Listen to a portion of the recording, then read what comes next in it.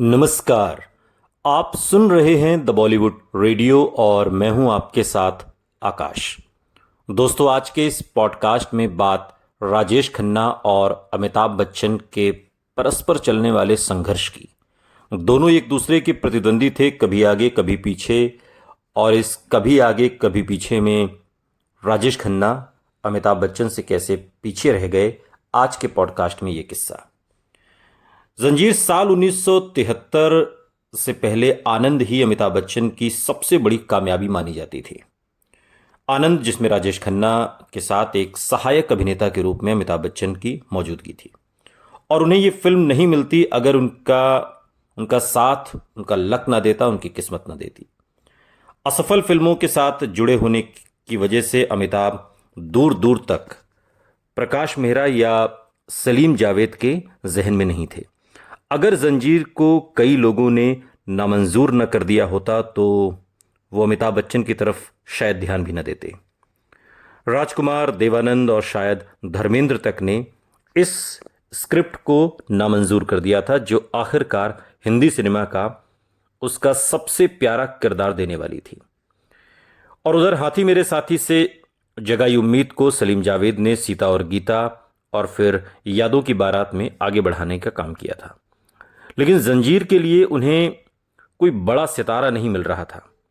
प्राण और ओम प्रकाश ने, जिन्होंने इत्तेफाक से जंजीर में अहम किरदार निभाए, और जो ओम प्रकाश मेहरा को अमिताभ के नाम की सिफारिश की, और मेहरा खास खुश नहीं हुए थे और दोनों लेखकों से बॉम्बे टू गोवा जो 1972 में आई थी उसमें अमिताभ को देखने के लिए कहा, जो उस समय सिनेमाघरों में चल भी रही थी। और उस फिल्म के क्लाइमैक्स में मारधाड़ वाले सीन ने जावेद अख्तर को यकीन दिला दिया कि अमिताभ बहुत बढ़िया विजय बन पाएंगे, जो विजय का किरदार है जंजीर में उसे निभा पाएंगे। और अगर वही मुहावरा इस्तेमाल करें तो बाकी इतिहास है, हम सभी जानते हैं। जंजीर की कहानी ऐसी नहीं थी जिसे राजेश खन्ना के साथ जोड़ा जा सके, लेकिन तर्क के लिए कह सकते हैं कि अगर ओम प्रकाश मेहरा ने अगर देवानंद को विजय की भूमिका में लेने के बारे में वो सोच सकते थे, तो राजेश खन्ना के मुख्य किरदार होने के बारे में भी सोचना कोई बुरी बात नहीं थी। लेकिन अपना पहला बड़ा मौका उनके कारण पाने के बावजूद भी इन लेखकों ने जो फिल्में लिखी, यानी सलीम जावेद ने जो फिल्में लिखी, उनमें से किसी के लिए भी राजेश खन्ना के बारे में सोचने का वक्त दिखाई नहीं देता। न सलीम खान ने सोचा, न जावेद अख्तर ने। सलीम खान बाद के दिनों में एक इंटरव्यू में कहते हैं कि हाथी मेरे साथी के बाद इस जोड़ी के राजेश खन्ना के साथ फिर कभी काम न करने के पीछे खुद राजेश खन्ना का अपना रवैया था। और सलीम खान कहते हैं कि वो समझते थे कि उनकी फिल्में उनकी वजह से कामयाब होती थी, और कभी उन लोगों को नहीं सराहा जो उनके साथ काम करते थे, चाहे वो मेरी और जावेद साहब की लेखक जोड़ी हो या फिर डायरेक्टर हो या कोई भी। राजेश खन्ना को लगता था कि फिल्में सिर्फ उनकी वजह से चलती हैं, ये सलीम खान ने एक इंटरव्यू में कहा। हिंदी सिनेमा में लेखकों की तरफ नजरिए को बदल डालने वाली जोड़ी का आधा हिस्सा सलीम खान मानते हैं कि राजेश खन्ना ने उन रिश्तों को संभाल कर नहीं रखा जो उन्हें संभालने चाहिए थे। और ऐसा सोचने में वो ज़्यादा गलत भी नहीं है, क्योंकि जब हाथी मेरे साथी बन रही थी तो सलीम जावेद को महज 10,000 रुपये दिए गए थे, जो उन्हें सिप्पी फिल्म्स में मिलने वाली मासिक तनख्वाह 750 रुपये महीने से बहुत ज़्यादा थे। फिर भी वो राजेश खन्ना के मेहनताने के मुकाबले बहुत कम थे। राजेश खन्ना को लाखों रुपए मिले थे, तकरीबन 5 लाख रुपए। सलीम खान का मानना है कि राजेश खन्ना के तथाकथित बादशाही अंदाज के बावजूद राजेश खन्ना बड़ा दिल नहीं दिखाते थे जहां वो ज़रूरी होता था, और हमें उनसे इस तरह की मदद नहीं मिली, इसलिए हमने सोचा हम किसी और का साथ देंगे, ये सलीम खान ने कहा। यहाँ किसी और का साथ देने से मतलब था हम एक नया किरदार गढ़ेंगे, एक नए एक्टर को तैयार करेंगे, और नज़र में थे अमिताभ बच्चन। राजेश खन्ना की परेशान इंस्पेक्टर विजय के रूप में कल्पना कर पाना अब सलीम जावेद के लिए मुश्किल था, जो अंततः कानून को अपने हाथ में ले लेता है, लेकिन उसके लिए अमिताभ बच्चन का लिया जाना उनके करियर का एक नया मोड़ भी साबित हुआ, जिसकी वजह से वो एंग्री यंग मैन के अवतार में नजर आए, जो जंजीर के बाद सलीम जावेद की हर स्क्रिप्ट का हिस्सा थे और हर स्क्रिप्ट अमिताभ बच्चन को ध्यान में रखकर लिखी गई। आप अक्सर अपनी किस्मत को उसी रास्ते पर मिलते हैं जो आप उससे बचने के लिए अपनाते हैं। जब तक राजेश खन्ना और अमिताभ बच्चन दूसरी फिल्मों के लिए एक साथ आए, बहुत कुछ बदल चुका था। हालांकि राजेश खन्ना अभी भी काफ़ी ज़्यादा बड़े सितारे थे। नमक हराम में वो उतने आत्मविश्वास से भरे नहीं थे जितने आनंद में थे। राजेश खन्ना की हैसियत बदल जाने से ज़्यादा अमिताभ बच्चन की हैसियत में बदलाव की वजह से ये फ़र्क आया था। वो अब भी अछूत नहीं रह गए थे और जो वो हुआ करते थे, और काफ़ी हद तक एक छिपे रुस्तम की तरह अमिताभ बच्चन उभरे थे। राजेश खन्ना नमक हराम में सबसे अहम हस्ती बनकर शामिल हुए थे, लेकिन जब तक फिल्म दर्शकों तक पहुंची, उन्होंने हवा के नए रुख को पहचान लिया। यानी कि जब फिल्म बननी शुरू हुई तो राजेश खन्ना सबसे बड़े स्टार थे, और जब फिल्म रिलीज हुई तब तक अमिताभ बच्चन फलक पर एक नए तरीके से उभरे थे, जिन्हें दर्शकों ने हाथों हाथ लिया। जब राजेश खन्ना को नमक हराम पेश की गई थी तो उन्हें बिगड़े दिल विकी की भूमिका करनी थी, लेकिन उन्होंने सोमू का किरदार चुना, ईमानदार गरीब आदमी का, क्योंकि अंत में वही मरता है। और सफर और आनंद की सफलता के बाद राजेश खन्ना में पर्दे पर अपनी मृत्यु कामयाबी की गारंटी होने का एक अंधविश्वास सा उनके मन में जग गया था कि अगर मेरे किरदार की मौत होगी आखिर में तो वो फिल्म हिट होनी तय है। और वो इसी तरीके से स्क्रिप्ट को दोबारा लिखे जाने की फरमाइश भी किया करते थे। एक बार फिर आनंद की तरह उन्होंने अमिताभ बच्चन के विकी के किरदार में होने की परवाह नहीं की। उनके सोमू की भूमिका निभाने के फैसले की वजह से उनकी भूमिका की लंबाई बदल दी गई। अब उनकी भूमिका न सिर्फ ज़्यादा लंबी थी, बल्कि हर मायने में उसे राइटर्स का सहारा भी मिला था। अच्छे डायलॉग मिले थे, अच्छी स्क्रीन प्रेजेंस मिली थी, और जहाँ तक डायलॉग्स की बात है तो वो काफ़ी असरदार और नाटकीय थे। कई बढ़िया गाने उन पर फिल्माए गए थे, इसलिए राजेश खन्ना को यकीन था कि नतीजा आनंद जैसा ही होगा। और नमक हराम के 3 निर्माताओं में से एक जयेंद्र पांडे के बेटे विश्वास पांडे बाद के दिनों में एक इंटरव्यू में याद करते हुए कहते हैं कि कैसे राजेश खन्ना को भरोसा था कि वो आसानी से अमिताभ बच्चन को हरा देंगे या किसी और को भी। और आखिरकार जब फिल्म रिलीज हुई तो नतीजा बिल्कुल मुख्तलिफ था, बिल्कुल अलग था।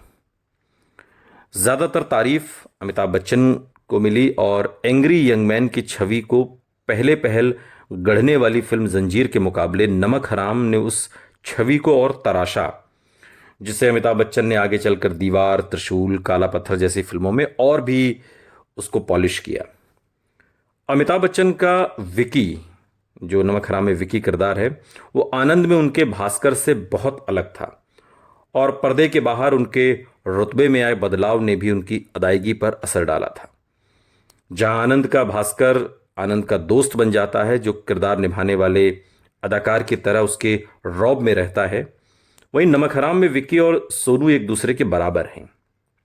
राजेश खन्ना और अमिताभ के जो किरदार हैं वो कमोवेश बराबर हैं, जिसमें उनकी दोस्ती भी फर्क हो गई। और वैसे भी जाहिर था कि राजेश खन्ना पहले ही चकरा देने वाली ऊंचाइयों को छू चुके थे, इसलिए बहुत बढ़िया अदाकारी भी उनके लिए कुछ ज़्यादा नहीं कर सकती थी।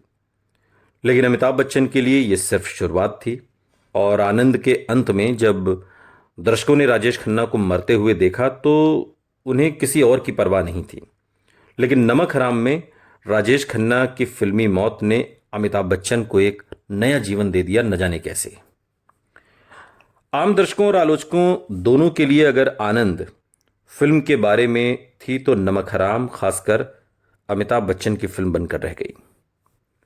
और आनंद एक तरीके से राजेश खन्ना की फिल्म थी और नमक हराम अमिताभ बच्चन की। ये क्रिटिक्स ने इसको इस तरह से देखा।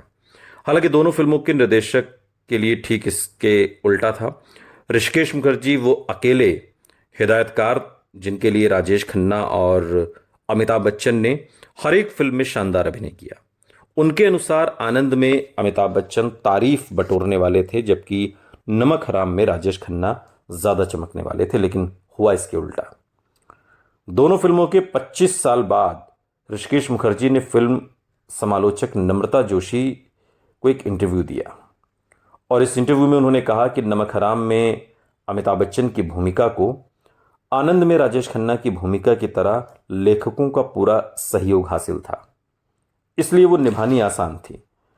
हिदायतकार के रूप में वो आगे की कुर्सी से देख परख सकते थे और इसलिए एक आम दर्शक से उल्टा वो आनंद को अमिताभ बच्चन की और नमक हराम को राजेश खन्ना की फिल्म मानते हैं। साल 1973 राजेश खन्ना और अमिताभ बच्चन दोनों के लिए ऐतिहासिक था। नमक हराम ने सुपरस्टार और अमिताभ बच्चन के बीच समीकरण बदल दिए थे और राजेश खन्ना इससे अनजान नहीं थे। राजेश खन्ना ने ही नमक हराम के प्रीमियर पर ऋषिकेश मुखर्जी से कहा था कि उनका वक्त खत्म हो गया था और अमिताभ बच्चन नए सुपरस्टार थे। और एक कमजोर लम्हे में किसी का जाहिर सी बात कहना समझा जा सकता है, लेकिन श्याम केशवानी जो राजेश खन्ना को उनके शिखर के समय से जानते थे और फिल्म पत्रकार अली पीटर जॉन जो राजेश खन्ना को जीवन भर से जानते थे, उनको यकीन करना मुश्किल लगता था कि राजेश खन्ना इतने दरियादिल हो सकते हैं कि वो ये बात कह सकते हैं साल 1973 में कि अब मेरा वक्त खत्म हो गया और ये अमिताभ बच्चन नया सुपरस्टार है।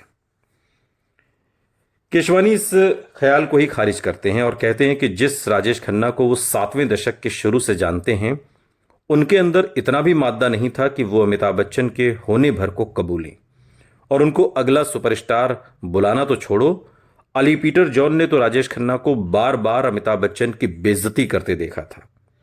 जब वो बावर्ची के सेट पर जया भादुड़ी से मिलने आते थे तो अली पीटर बताते हैं कि कैसे अमिताभ बच्चन भी अभी ज़्यादा चूंकि मशहूर नहीं हुए थे और अपनी उस समय की गर्लफ्रेंड जया और असरानी जैसे नए और बाकी दोस्तों के साथ उनकी शूटिंग की जगह पर समय बिताया करते थे। और एक बार उसने राजेश खन्ना को अमिताभ बच्चन को ताने मारते हुए भी देखा और उन्होंने लगातार अपनी दूरी और धीरज को बनाए रखा। जब राजेश खन्ना ने उन्हें मनहूस कहा तो जया ने तय किया कि अब बहुत हो चुका। वो राजेश खन्ना के सुनने के दायरे तक आई और ऐलान किया कि एक दिन दुनिया देखेगी कि ये आदमी यानी कि अमिताभ बच्चन कहाँ होगा और राजेश खन्ना कहाँ होंगे। और जया के ये पैगंबरी अल्फाज, ये जुबान पर बैठी हुई सरस्वती सच हुई। सलीम जावेद की सफलता और अमिताभ बच्चन को उनकी पटकथा का मुख्य आधार होने की वजह से जाहिर था कि ये लेखक जोड़ी अमिताभ बच्चन पर बाजी लगाने को तैयार थी और राजेश खन्ना से हाथ झटकने को, और धीरे धीरे अपनी कम होती शोहरत को वापस पाने के लिए राजेश खन्ना को कुछ ज़बरदस्त चाहिए था, कुछ ऐसा जो पूरी लाइमलाइट को उनकी तरफ खींच ले। लेकिन वक्त धीरे धीरे बीत रहा था।